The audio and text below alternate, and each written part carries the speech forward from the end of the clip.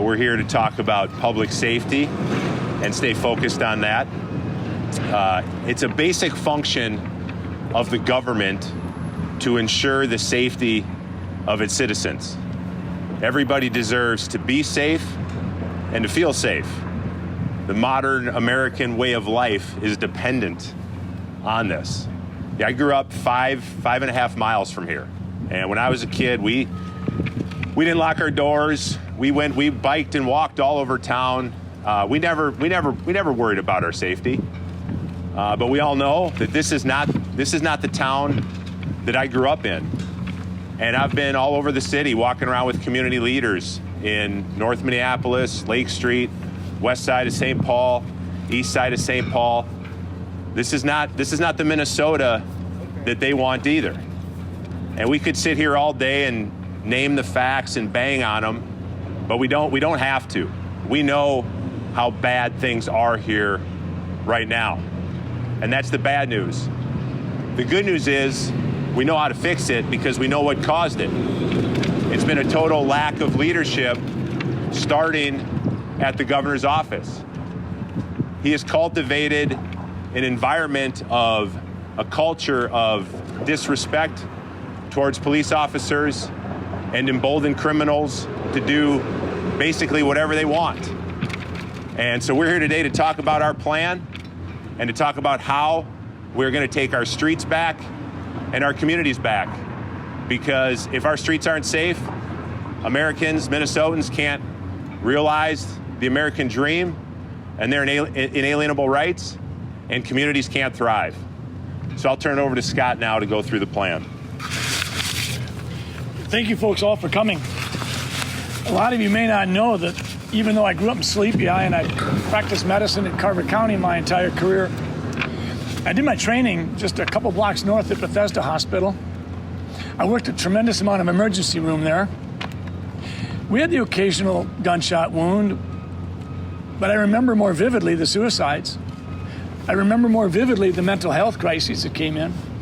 I remember one night a woman committed suicide by jumping off one of the walk bridges, and she landed right into a car and literally jumped from the front seat to the back seat, and by the time she hit the back seat, she was dead. And there were 2 young children in the back seat. Fast forward 35 years, and I spent 4 years here in the Senate building. While I was in the Senate, I remember the parking lot right over there where Governor Walz would occasionally drive in. I remember he'd come in at 11 o'clock at night, particularly if he thought he needed to make himself clear with his colleagues. It was just a couple of weeks ago that there's an accident here. You could call it an accident. It was a carjacking. And it happened right here at Governor Walz's parking lot. But arguably at that time, Governor Walz was choosing to use backroom vetoes and tell us that he hasn't had any formal vetoes in 4 years. We could have something done on public safety, but we don't. And it starts at the top. It was Governor Walz's call. He could have made something happen with public safety. So we're here today to say, Minnesota's been a leader in so many things through the years.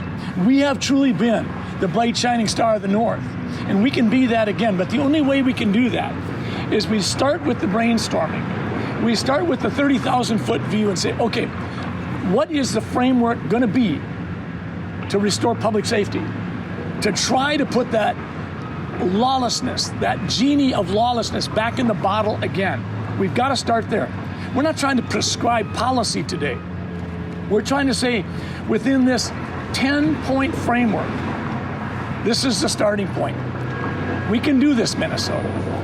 But it all starts with one question. Do you feel safer today than you did 4 years ago?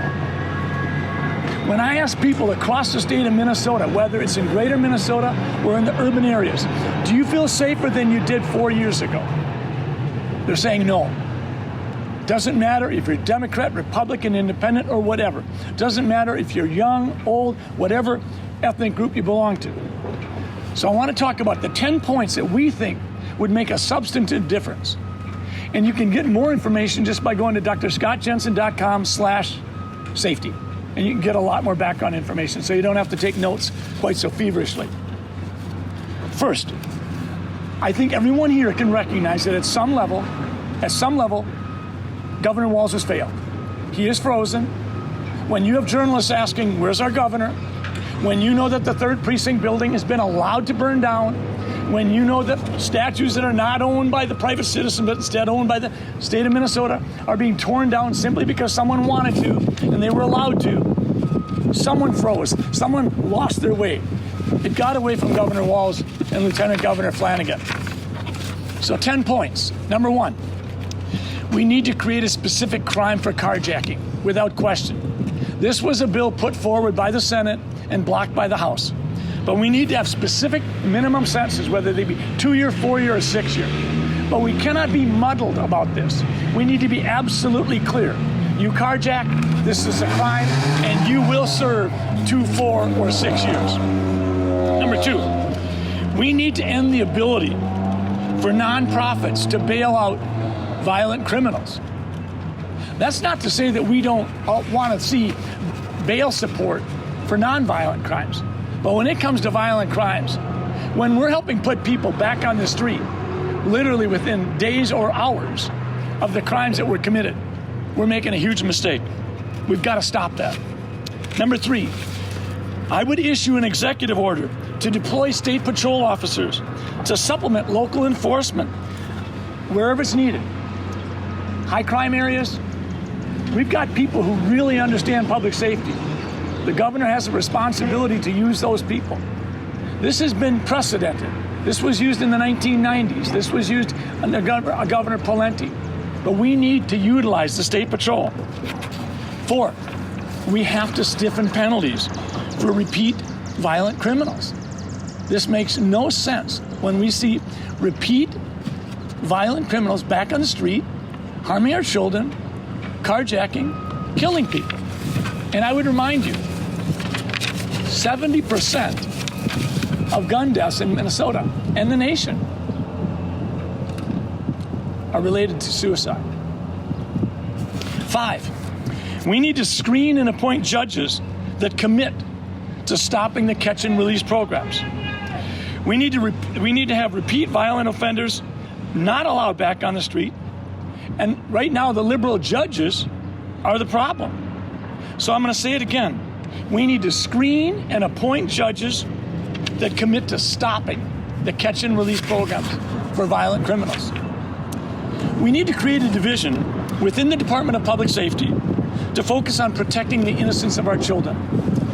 So often, too often, it starts with child pornography and it moves to human trafficking and ultimately sexual trafficking.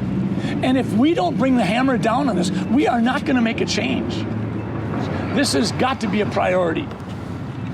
7, we need to change the statutes to not allow judges to deviate downwards from the established sentencing guidelines. And this can be done. Number 8, Matt Burke and I have had a lot of conversations about the concept of prevention and enforcement and rehabilitation. You're not going to be able to achieve those goals unless you start thinking about bringing in job training, literacy, and adult training in the Department of Corrections. So convicts released will have the ability to get a productive job, reduce the rate of recidivism. This is a huge issue, and we simply haven't recognized that you can't start rehabbing someone's life unless you enforce the laws and get them plugged into a program other than the path that they're on. We've almost done the reverse. We've allowed people back on the streets before they've had any chance to even meet with an intake person. They've not had any chance to have their mental health problems evaluated and potentially treated. So again, we need to bring job training, literacy, and adult training into the Department of Corrections. We need to coordinate a restorative justice program. We need to use the very offenders that committed some of the crimes to help clean up some of the crimes. When you start doing this, when you start having them work to get rid of the graffiti and the vandalism, when you start to see what some of the other cities have done around the nation, if you let the look of shambles linger, more shambles will come. We know this. This has been established for 25 years plus. We need to have restorative justice be a part of the sentencing program. And lastly, we need to commit to using the National Guard immediately and promptly upon need, and deploy or activate, if you will, preemptively whenever we need in order to terminate violence. No question, in 2020, 72 hours of rioting and damage and burning down buildings was far too much. It isn't just Minneapolis and St. Paul that's on Governor Walz's legacy. It's cities across the nation that would have responded differently if Governor Walz and Jacob Frey had responded differently.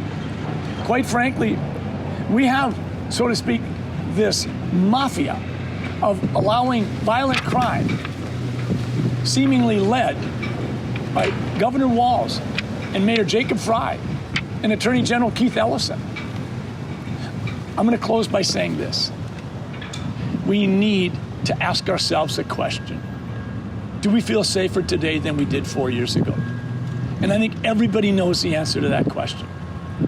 Personally, I'm old enough that I remember what happened in Newark, New Jersey and Detroit, Michigan in the late 1960s when the riots hit them. People thought those cities would bounce back just because they were big cities and dollars would be plowed in. It didn't happen. 50 years later, Detroit still struggles with the legacy of 1967. We're kidding ourselves if we think Minneapolis and St. Paul will be restored to pre-2020 levels just because we wanted to. We're going to have to work hard. This is a 10-point plan that can have immediate effect. And if it does, one of the things that will happen downstream, well, you'll see more and more downtown companies having their employees back in the workplace. And when that happens, you have more people, more traffic, more safety. This is what we need to do. We appreciate your coming out very much, and we'd love to stand for questions. Thank you. Go ahead. If Governor Walz and the legislature would commit to passing this 10-point program, I'd like to have a special session this afternoon. Absolutely. But the fact of the matter is, this is not the prescription of policy. This is a framework within which we can restore public safety very quickly. So I think we have to be realistic and understand that there's got to be some meat put on the bones in order for this to work. But if that were to happen, and a special session would be limited to that, absolutely. Next question. Police officer recruitment and retention has been a hot issue at the legislature because some departments, including in Minneapolis, don't have as many officers as they would like. You know, they're under the absolutely. minimum. Yeah, the question is regarding retention of police officers and recruitment of new police officers. It's a good question. I think anybody that's run a business knows that it's a whole lot easier to focus on trying to retain your employees rather than have to see them go elsewhere and then have to go in and recruit and, if you will, onboard people and things like that. Even if we're able to retain every police officer we presently have, we don't have anywhere near enough because so many have left. I get reports almost weekly from various constituents around Minnesota telling me the problem hasn't gone away. We're being forced to work overtime shifts. We have police officers that are working 22 shifts a month, and each one of them is at least 12 hours. We have forced overtime requirements for dispatchers. So you're absolutely right. That isn't a part of our 10-point program, but it certainly should be considered. But I think in terms of that recruitment, to add to your concept in regards to your question, I think we need to be far more aggressive. In the same way that when I was in medicine and in residency, one of the best ways to get people to, if you will, serve in underserved areas was to identify a method whereby you could get people that would come into your program. In this situation, it was Bethesda Family Residency Program, and get people to come. So we needed to bring people in that would want to go to an area that was underserved. And I did that when I finished my residency program. I went to an underserved area, and that provided me a measure of loan forgiveness. We need to do the same thing in our high schools and in whatever level of training is needed. We need to identify people that might want to have a career in law enforcement and say, could you come into this program? And we will help grease the skids, if you will. I think this would be perhaps one of the best ways to recruit. But for now, we're not going to be able to retain police officers if we're going to talk about removing qualified immunity from them. I mean, for a police officer to get close to retirement and then to realize that if they put themselves in harm's way by responding to a crime or a potential crime that could put them in a situation where they could lose everything, I mean, I have these conversations in the office with patients that I take care of. I have conversations when I do ride-alongs with police officers. But we have got to be sensible about this, and I don't think we have been. We need to lift up the work that police officers do, respect the fact that when they start their shift in the morning, they don't know if they're going to go home alive and kiss their husband or wife or whoever their partner is, or if they're going to end up dead in a box. So you're absolutely right. Retention and recruitment should be a huge deal. And honestly, if I were to rewrite this, I'd make it an 11-point program. Thank you. Next question. Go ahead. real quick. Absolutely. Yeah, right. I mean, we all know that a lot of police officers have retired the last few years. I mean, can you blame them? I mean, can you blame them with what's going on the streets and what the message is being sent from up high? This might not be exact, but I believe it was pre-riots. Chief Rondo, I think they had 900 and some officers in Minneapolis, and he gave a proposal to the city council and said a fully staffed police force in Minneapolis is 1,400 officers. And the plan was rejected. So this didn't just happen with the riots. It wasn't just one thing. You know, I think that it had been leading up to this point, and the riots were that tipping point to get us to where we are now, where, you know, Minnesotans in the city and out in the suburbs and out in greater Minnesota are concerned for the safety of themselves and their families. Several of the things in your plan, maybe with the exception of the executive orders with regard to State Patrol and the National Guard, would require the legislature to pass bills, something that's not going to happen until maybe sometime next year around this time. Does the legislature need to do something now with regard to the $450 million public safety deal that never passed to get this ball rolling? What does the legislature need to do now, and would you support them coming back for a special session to pass that $450 million? I think that question piggybacks on the previous question. Yes, I would support a focused special session on public safety, and in terms of the price tag, I would leave that up to the legislative leaders to figure that out. But if we could have some, I mean, I read some of the stuff that the legislature was talking about, and clearly it's a divided legislature, but we need to focus on getting more police on the street, supporting police. To your question, recruitment and retention. The idea of throwing dollars around that might not end up supporting police work is not something I'd be in favor of. And I think, you know, when we talk about putting some dollars here, for every dollar we put here, we're going to put some money over here to a nonprofit. Not this time around. They've had 4 or 5 months to get their work done, and they didn't get it done. If they want to have a special session and focus on these 10 notions and the question that the ma'am asked, I think that makes a lot of sense. So the sticking point for Democrats on this stuff is, you can call them nonprofits, it's community organizations that would not be guys with badges and guns, but guys who maybe been through the criminal justice system, former gang members. They would serve in some crime deterrent capacity. That's the Democrats' argument. That's kind of one of the big things they were holding out for. What's your take on that, and how do you get around the fact that if you were governor and you end up with a divided legislature, how can you get past that? Thanks for that clarification. That's helpful, David. I would say this, that's not the priority. I think anytime you're dealing with a problem, whether you're dealing with a bleeding patient in the emergency room or a bleeding state of Minnesota, I think you have to triage. And I think the triage is we need police on the street corners. We need to recognize that alone won't fix the problem. And that's why we've got 9 other points here. But the idea of nonprofits and putting previous people in a position without guns and badges to do the work that's necessary, to me, wouldn't rise to the level of high priority. I think we've got to do first things first. And if that's the sticking point for Democrats, I'd say, listen, let's get the essentials done right now. I'm certainly open to that conversation down the road, but I'm not interested in playing politics. And if that's all we're going to do, we're going to see the legislature come back. They're going to quibble and bicker some more, and they're going to make lunacy notions like, see, we don't have enough time to get our work done.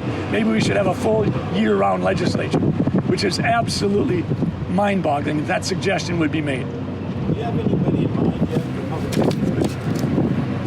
Not really. I think that we look more at lists, and we know names that, you know, we think that are men and women, minorities that could do the job. But in terms of doing that, I want to be really honest with you. It was less than a month ago we went through that roller coaster of an endorsement. And we feel like the priority is that we've got to get out and talk to Minnesotans. We have to fundraise. We have to get our volunteers working. We need to craft a message. We want to change this campaign. We want this campaign to be, you saw the other day, we said, okay, how can we talk about gasoline? How can we reduce that? Today we're talking about public safety. We're going to come back at you and we're going to talk about education. And we're not saying we're right on all these things. We're just saying that if we don't start talking in some solution-driven fashion, we'll never end up at a solution. We'll just end up with what we ended up with after the last 5 darn months. Is Mike Murphy on the list? Oh, Mike's been a champion, I think, for public safety. And Mike and I obviously have a relationship through the last 15 months. And clearly, when Mike Murphy decided to swing his support to Matt Burke and Scott Jensen, that was a clear signal that he approves a lot of what we're doing. And I've asked him to be a part of our campaign, help guide us. In fact, the other night, I called him on the phone and said, help me understand a little bit more background to this issue, and he did. So as far as I'm concerned, anything within the realm of public safety and leadership, it's always going to have the name Mike Murphy associated with. Would that be something he's interested in? Would that be something that matches up with his skill set and where he wants to devote his energy? One more. One more. Two more. Okay. That's our last offer. Yeah. Our focus today is clearly on public safety. The nation's having a conversation right now. There's no question. But I think that if we would spend 1/10 of what we spent on contact tracing for COVID, an RNA virus disseminated through droplets and aerosols, that's almost impossible to efficiently contact trace. If we'd taken 1/10 of those dollars and devoted to contact tracing with our mentally ill citizens and non-citizens of this country, we could have a huge impact. The root cause of so much of what the conversation is right now in America has to do with mental illness. It doesn't have to do with eviscerating our constitutional rights. Next question. I was actually going to ask a similar question, but just to be clear, are you open to any new gun restrictions or proposals, or are those all non-starters for you? We're absolutely strong supporters of the Second Amendment, and I think that the 3 gun proposals that I would support right out of the blocks would be stand your ground, constitutional carry, and we need to have castle doctrine so you can protect yourself in your home, your business, your vehicle, or wherever you happen to be. Those are the 3 issues that we would say right off the block. Let's go ahead and get those done. What was the third one? Sorry, Castle doctrine. Okay. Thanks, guys. Thank you very much. Appreciate it.